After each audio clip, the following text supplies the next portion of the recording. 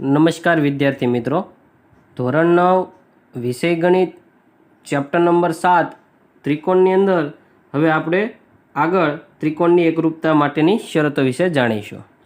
અત્યાર સુધીમાં તમે એવું ભણી ગયા છો કે એકરૂપ આકૃતિઓ કોને કહેવાય, ત્રિકોણની સંગતતા કોને કહેવાય, ત્રિકોણની એકરૂપતા માટે આપણે બે ત્રિકોણ એકરૂપ ક્યારે કહેવાય. તો તમે એમાં શીખી ગયા છો કે બે ત્રિકોણ એકરૂપ ક્યારે થાય, જ્યારે બે ત્રિકોણના અનુરૂપ ખૂણાઓ એકરૂપ એટલે કે અનુરૂપ ખૂણાઓ સમાન હોય અને અનુરૂપ બાજુઓ એકરૂપ એટલે કે અનુરૂપ બાજુ પણ કેવી હોવી જોઈએ, સમાન હોવી જોઈએ. એટલે ટોટલ 3 ખૂણા બંને ત્રિકોણના 3 ખૂણા અને બંને ત્રિકોણની 3 બાજુ એટલે 6 પેરામીટર ટોટલ આપણે ચેક કરવા પડે. ઓકે, પરંતુ આપણે અમુક એવા મિનિમમ એવા પેરામીટર્સ જે છે આપણે 6 ચેક કરવાની જરૂર નથી. અમુક એવા મિનિમમ પેરામીટર જે છે જે આપણે ચેક કરવાથી બાકીના ઓટોમેટિકલી એકાબીજા સાથે એકરૂપ થઈ જશે. એવી ઘણી બધી ત્રિકોણની એકરૂપતાની શરતો છે. તો 1 by 1 આપણે સૌથી પહેલાં શીખીશું કે ત્રિકોણની એકરૂપતાની શરતો કઈ કઈ છે. ઓકે, તો હવે તમને અહીંયા આકૃતિમાં દેખાય છે કે આકૃતિમાં મેં એક બાજુ 3 સેમી હોય એવા બે, સૌથી પહેલાં તો એવી કઈ શરતો છે કે એવા આપણે દર વખતે 3 ખૂણા અને 3 બાજુ બે ત્રિકોણની માપવી પડે અને બેયના સરખાવવી પડે, અને જો સરખી હોય તો જ એ બંને ત્રિકોણ એકરૂપ થાય એવું અત્યાર સુધીમાં શીખી ગયા. તો હવે એવા કયા પેરામીટર છે જે ખાલી ફક્ત 3 એવા પેરામીટર આપણે ચેક કરવી તો એના લીધેથી બંને ત્રિકોણ એકરૂપ છે એવું સાબિત થઈ જાય. તો એવા કયા પેરામીટર છે એ જાણવા માટે સૌથી પહેલાં 1 by 1 મેં તમને અહીંયા સમજાવવાની કોશિશ કરી છે. ઓકે, સૌથી પહેલાં જો 3 સેમી બાજુ હોય એવા બે ત્રિકોણ દોર્યા. જો આ ત્રિકોણ જે છે એની આ બાજુ 3 સેમી છે. ઓકે, અને આ બાજુનો ત્રિકોણ છે એને આ બાજુ 3 સેમી છે. ઓકે, આ બે 3 સેમીવાળા બે ત્રિકોણ દોર્યા તો તમને આકૃતિ ઉપરથી જાણી શકાય છે આ બંને ત્રિકોણો એકબીજાને એકરૂપ લાગતા નથી અને એકરૂપ છે નહીં. ઓકે, બંને ત્રિકોણો એકબીજાથી એકરૂપ નથી. એકરૂપ એટલે બધી વસ્તુ કદ અને આકાર, માપ અને આકાર બે કેવા કટ ટુ કટ સેમ હોવા જોઈએ, સેમ ટુ સેમ લાગવા જોઈએ. ઓકે, એને એકરૂપ આકૃતિઓ અથવા એકરૂપ ત્રિકોણ કહેવાય. ઓકે, આ બે તમને ખબર, ફક્ત ને ફક્ત એક બાજુ જો સરખી હોય તો આ બંને ત્રિકોણો એકરૂપ થતા નથી. એની પછીની નીચેની એક બીજી આકૃતિ દોરેલી છે. આ આકૃતિમાં મેં બે વસ્તુ, આ આકૃતિમાં એક બાજુ 4 સેમી અને એક ખૂણો 50નો હોય એટલે બે વસ્તુ આપણે ફિક્સ કરી કે એક તો 4 સેમીવાળી એક બાજુ બેની 4 સેમી હોવી જોઈએ. ઓકે, અને એક ખૂણો આપણે ફિક્સ કર્યો, ખૂણો બેને 50 હોવો જોઈએ. તો આવી આકૃતિ દોરવાથી શું આવા બે ત્રિકોણ દોરું જેની એક બાજુ 4 સેમી હોય, એક ખૂણો 50નો હોય, તો શું આ બંને ત્રિકોણો એકરૂપ થશે? તો આકૃતિમાં તમને દેખાય છે કે આ બંને ત્રિકોણો અલગ અલગ છે. આ જો આ ત્રિકોણને કાપીને હું આની ઉપર બંધ બેસાડું તો બેસશે નહીં. આ સાઈડ જો આ ત્રિકોણ જે છે એ એટલા સુધીનો જ છે. ઓકે, એટલો ભાગ જે છે એ બહાર બીજો નીકળશે. એટલે કહેવાનો મતલબ આ બંને ત્રિકોણો એકાબીજાને એકરૂપ નથી. એટલે એનો મતલબ એક બાજુ અને એક ખૂણો પણ ત્રિકોણની એકરૂપતા સાબિત કરવા માટે પર્યાપ્ત નથી. એની પછી મેં બીજી એક આકૃતિ ડ્રો કરેલી છે. તો આની ઉપરથી શું ખબર પડી કે ભાઈ એક ખૂણો અને એક બાજુ બે ત્રિકોણ એકરૂપ હોય એની માટે પર્યાપ્ત નથી. હવે બીજી એક આકૃતિ ડ્રો કરેલી છે. એમાં તમે જો એક બાજુ 4 સેમીની, એક ખૂણો અને એની પછી પાછી એક બીજી બાજુ 2 સેમીની એવું આકૃતિમાં દોરેલું છે. ઓકે, આ જે બંને ત્રિકોણ છે, આ બંને ત્રિકોણમાં જો હું આ ત્રિકોણને અહીંયાથી હું કાપી નાખીશ, આ કાગળને અહીંયાથી કાપીને આની ઉપર હું બેસાડીશ. ઓકે, તો એકદમ કટ ટુ કટ બંધ બેસ છે. ઓકે, એકરૂપ હોવાનું આપણી પાસે પ્રૂફ શું છે? આપણે કઈ રીતે કહી શકીએ બંને એકરૂપ છે? તો એ બંને જે પણ વસ્તુ હોય અથવા બંને આકૃતિઓ છે એ એકાબીજા ઉપર આપણે બંધ બેસાડવાની, એકાબીજા ઉપર મૂકવાની. જો એની જે ધાર છે એ કટ ટુ કટ એકાબીજા ઉપર બંધ બેસતી હોય તો બંને એકરૂપ છે એમ કહી શકાય. ઓકે, એટલે જો મેં અહીંયા આકૃતિમાં સમાન ખૂણાની બાજુઓની બીજી જોડ લીધી એટલે બે ખૂણા તો સમાન જ હતા. અહીંયા આ બે બાજુ સમાન હતી ને હજી એક બાજુ જે આ ઉપરની આકૃતિમાં નહોતી એમાં આપણે હજી એક બાજુ આપણે બેયને સમાન લીધી. તો આમ ત્રિકોણની એકરૂપતા માટે બે બાજુઓ, ખાસ યાદ રાખજો, જો બે બાજુઓ તથા અંતર્ગત ખૂણા સમાન હોય તે પૂરતું છે. હવે અંતર્ગત એટલે આનો મતલબ શું થાય? અંતર્ગત એટલે બે બાજુઓ, અહીંયા જો આ બે બાજુ જે છે એ બે બાજુની વચ્ચેનો જ ખૂણો સમાન હોવો જોઈએ. આ બે બાજુની વચ્ચેનો જે ખૂણો છે એ જ સમાન હોવો જોઈએ. એટલે વચ્ચેનો ખૂણો હોય એ બે બાજુની વચ્ચેનો, ઓકે, એને અંતર્ગત ખૂણો કહેવાય. એટલે જે અંતર્ગત ખૂણો હોય એ સમાન હોય, અને અંતર્ગત ખૂણો જેનાથી બનતો હોય એ બે બાજુ કેવી હોવી જોઈએ? સમાન હોવી જોઈએ. તો ત્રિકોણ કેવી થાય? એકરૂપ થાય. એના માટે પૂરતું છે. તો આની ઉપરથી આપણે એક પૂર્વધારણા ઉપર આગળ જઈ રહ્યા છીએ. હવે તમને એમ થાય કે આ પૂર્વધારણા શું છે, તો એ હું તમને આગળ જણાવું. ઓકે, તમે ચેપ્ટર નંબર આઈ થિંક 5ની અંદર તમે શીખી ગયા છો આખી પૂર્વધારણા. યુક્લિડની 5 પૂર્વધારણા આવે, પણ અત્યારે ખાસ એટલું ખાલી યાદ રાખો કે પૂર્વધારણા અને પ્રમેયમાં શું ફરક આવે. પૂર્વધારણા એટલે પૂર્વધારણાને આપણે કોઈ પણ સાબિતી વગર જે પણ સ્ટેટમેન્ટ હોય સત્ય માની લેવાનું હોય કે ભાઈ આ સાચું છે. એમાં કોઈ આપણે સાબિતી આપણે એને આપવી ન પડે. ઓકે, સૂર્ય અત્યારે પૂર્વમાં ઉગે છે તો એ પૂર્વધારણા છે. પૂર્વમાં ઉગે એની માટે આપણે સાબિત કરવા માટે દાખલો ન ગણવો પડે, એ સત્ય માની જ લેવું પડે આપણે. ઓકે, તો સેમ વસ્તુ આપણે આ એક પૂર્વધારણા છે. આની ઉપરથી એક પૂર્વધારણા આવી. કઈ આવી? કે જો બે ત્રિકોણ માટે એક ત્રિકોણની બે બાજુઓ અને અંતર્ગત ખૂણો બીજા ત્રિકોણની અનુરૂપ બાજુઓ, એટલે આ ત્રિકોણ, આ જે અનુરૂપ બાજુ જે છે, આ બાજુને અનુરૂપ આ બાજુ, આ બીસી બાજુને અનુરૂપ ક્યુઆર બાજુ, અને વચ્ચેનો અંતર્ગત ખૂણો, એટલે આ ખૂણાને અંતર્ગત આ ખૂણો અંતર્ગત છે, અને આમાં આ ખૂણો અંતર્ગત છે. તો અનુરૂપ ખૂણાઓ આ બે થયા, બી ખૂણો અને ક્યુ ખૂણો અંતર્ગત થયો, અનુરૂપ થયો.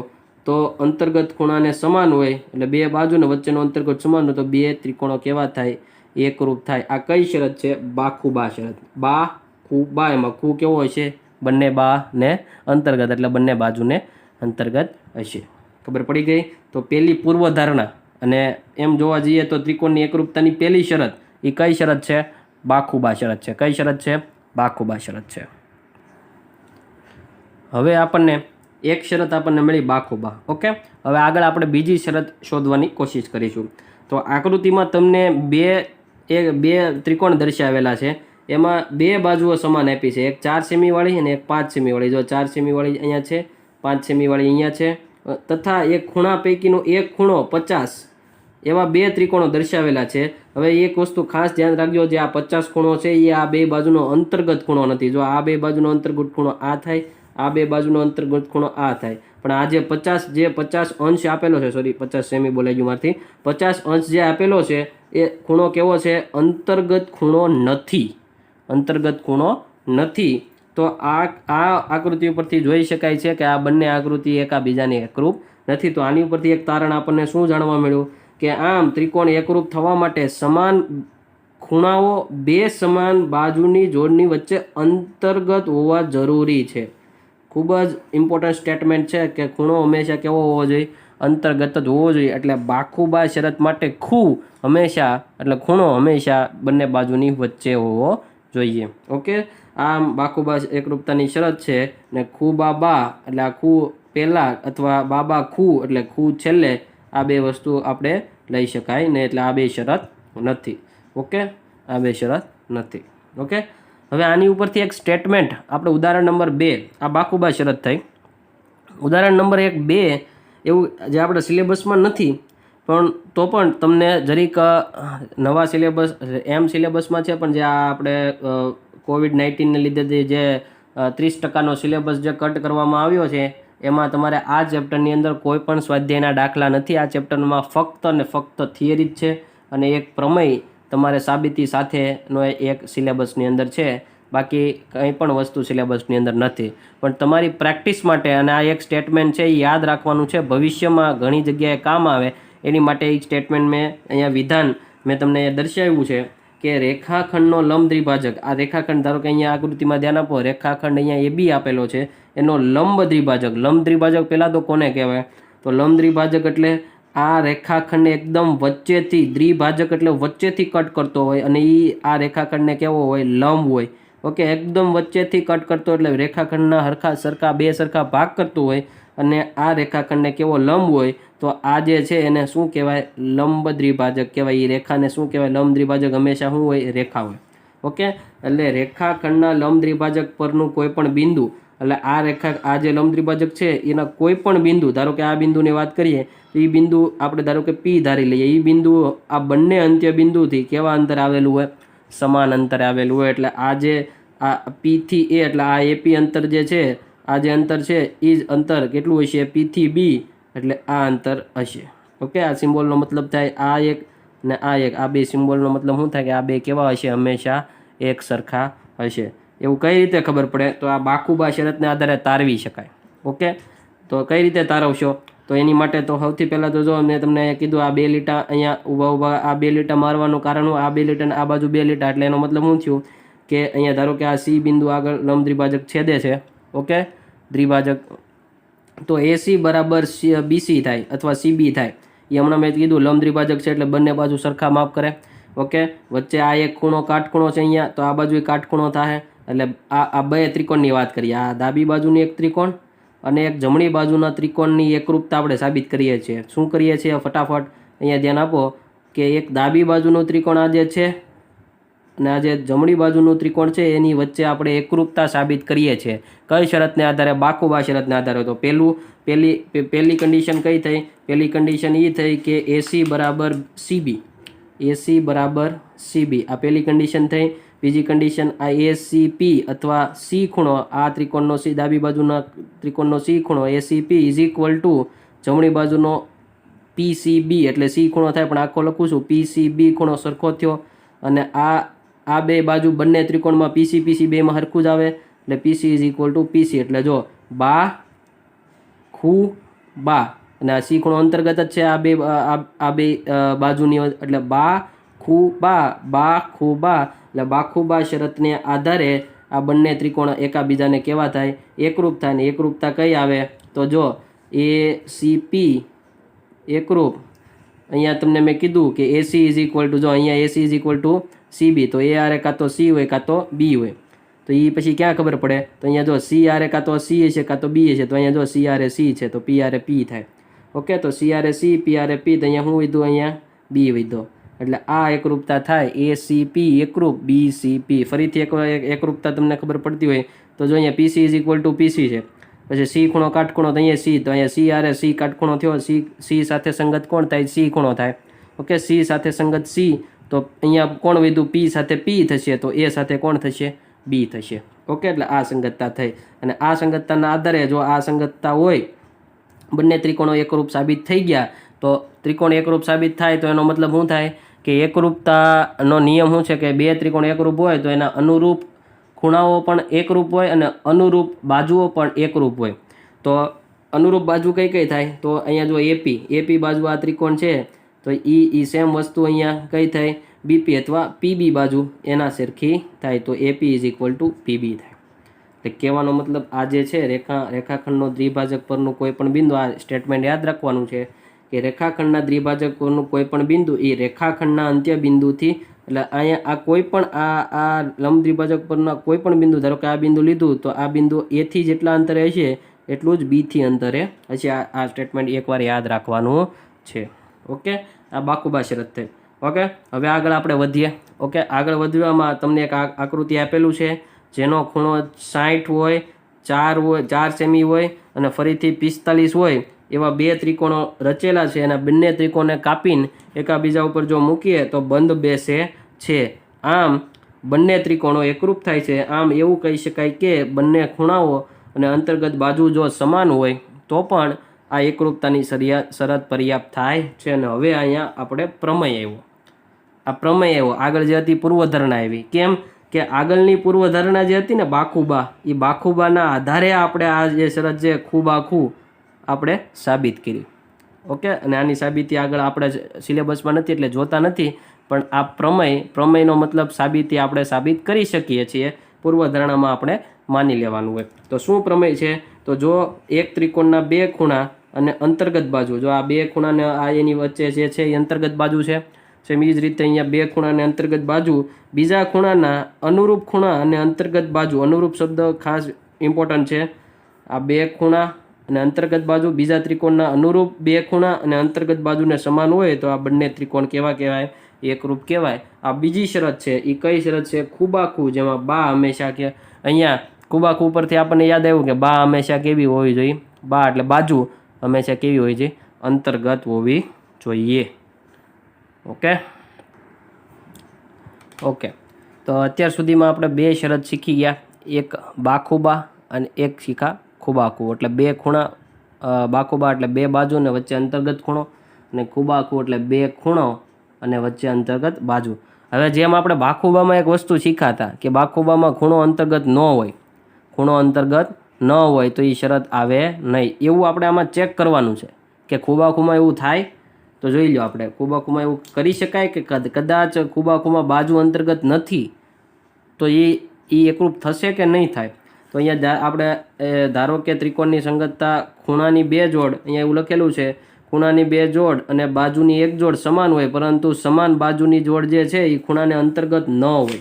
અહીંયા મેં તમને કીધું એમ કે અંતર્ગત ન હોય. તો અંતર્ગત નથી તો આકૃતિમાં જોઈ શકાય છે કે બંને ત્રિકોણો જો અંતર્ગત ન હોય તો પણ એકરૂપ થાય. કઈ રીતે?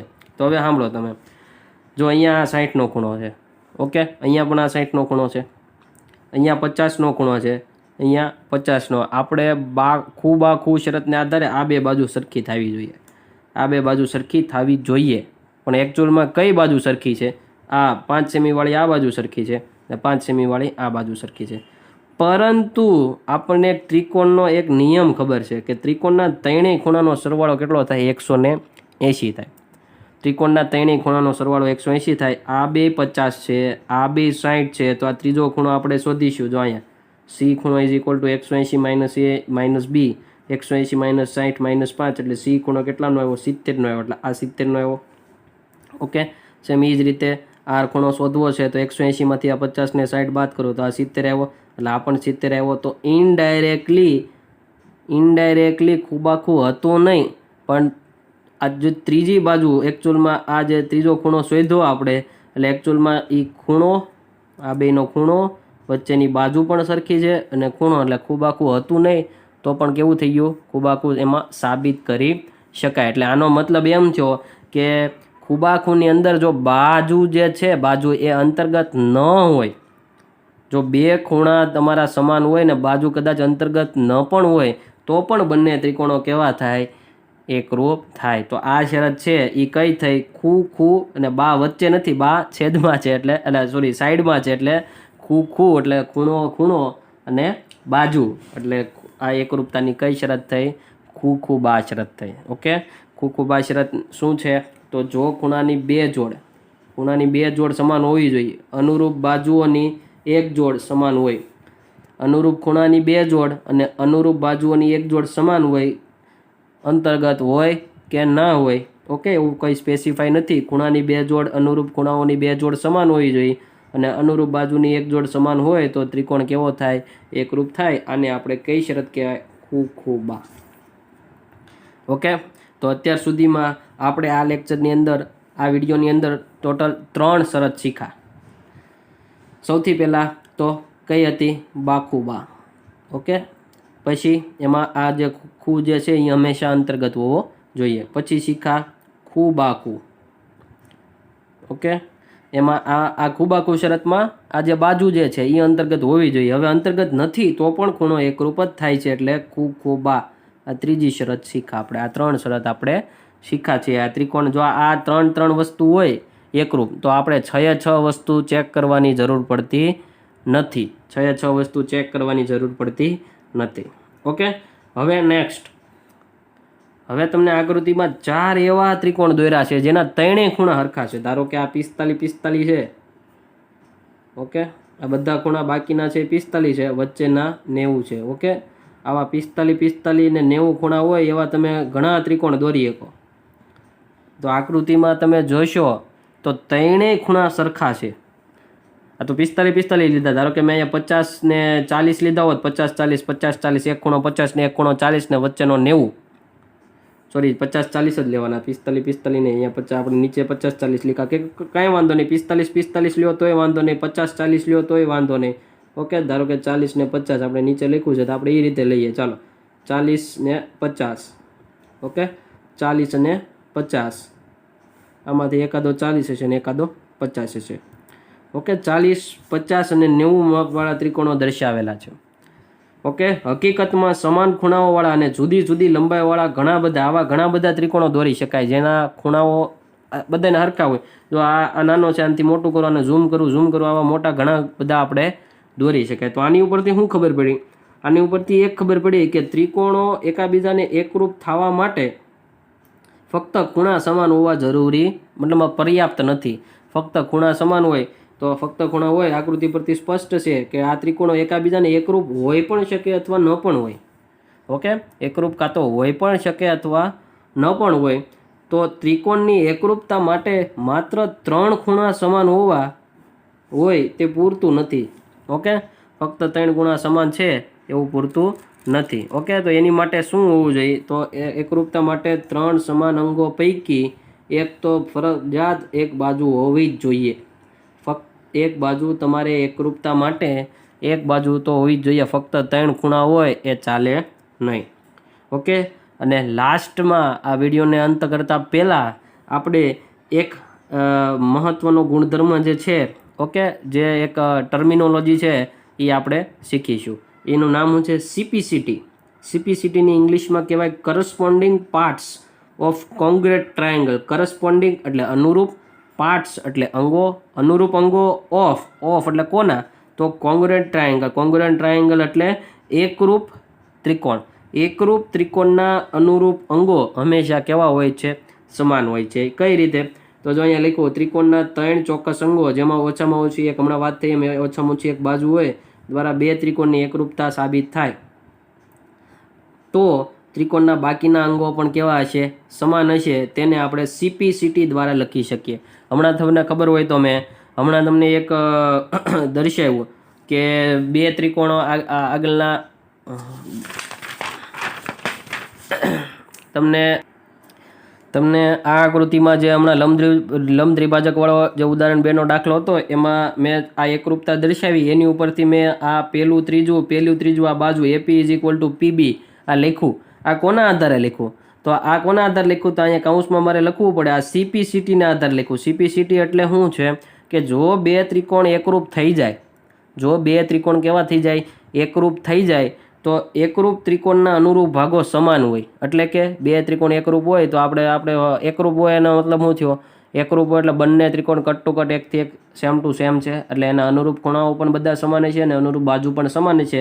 તો આપણે અનુરૂપ બાજુઓ સમાન છે એવું લખ્યું છે, અને અહીંયા કારણ આપ્યું કૌંસમાં CPCT એટલે અનુરૂપ એકરૂપ ત્રિકોણના અનુરૂપ ભાગો કેવા થાય? સમાન થાય છે. ઓકે, તો આ આપણે CPCTના ગુણધર્મને આધારે આ સમાન થાય છે એવું લખેલું છે. એટલે જ્યારે આપણે આવું એકરૂપતા સાબિત કરી નાખીએ 2 ત્રિકોણ, અને એના આધારે એમ કહીએ કે આ 2 અંગો સમાન છે, એના કૌંસમાં દાખલો ગણીએ ત્યારે બાજુમાં CPCT લખવાનું થાય. એટલે CPCT શબ્દ તમારી માટે હવે નવો હોવો જોઈએ નહીં. ઓકે, તો આ વિડીયોને અંત સુધી નિહાળવા બદલ આભાર. જય સ્વામિનારાયણ. જય શ્રી કૃષ્ણ.